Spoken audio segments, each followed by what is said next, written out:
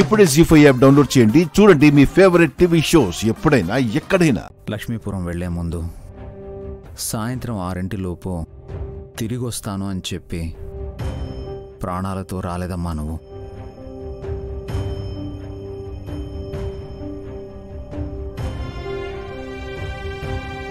నైని కడుపున పుట్టి కోడల్ని అమ్మా అని పిలుస్తాను అని చెప్పి పునర్జన్మ ఎత్తావు.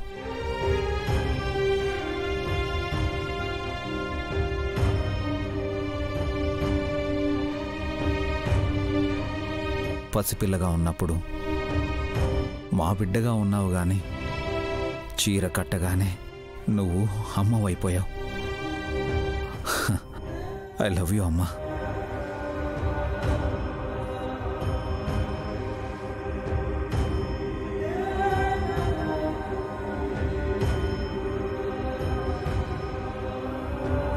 ఏంటి పెద్దబాబు గారు,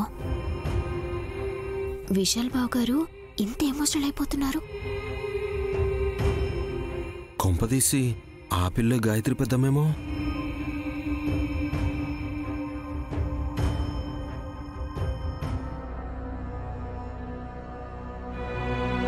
బాబుగారు, బాబుగారు,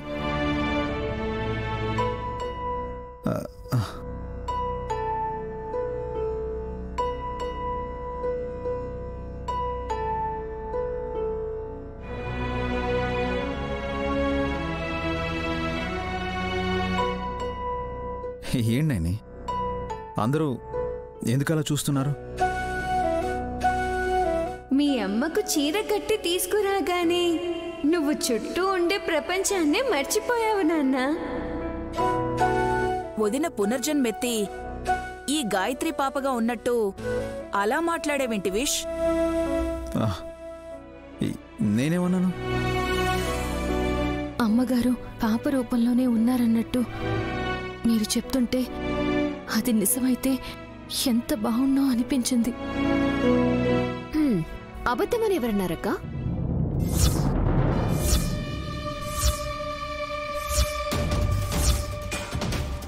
ఏంటి చిట్టి నువ్వనేది?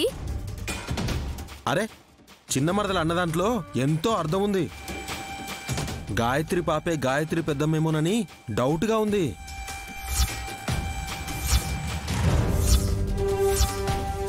నువ్వు అనుకోవడం కాదు బ్రో, విశాల్ బ్రో ఎమోషనల్ అయిపోయి అలా మాట్లాడేసరికి నువ్వు పాపే పెద్దమ్మ అయిపోయి ఉండొచ్చని భ్రమపడ్డావు.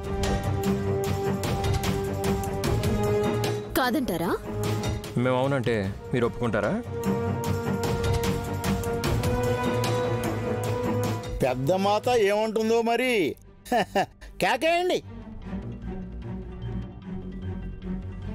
ఎప్పుడైతే పెద్ద గాలి వీచడం మొదలైందో అప్పుడే చీర తడుపుకొని దాన్నే మీదేసుకొని పడుకొని ఉంటుంది.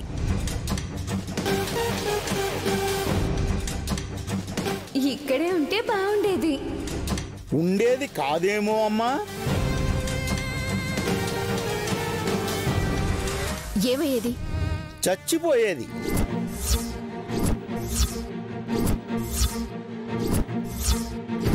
జీ5 యాప్ డౌన్లోడ్ చేసి అన్ని ఎపిసోడ్స్ పూర్తి ఉచితంగా చూడండి.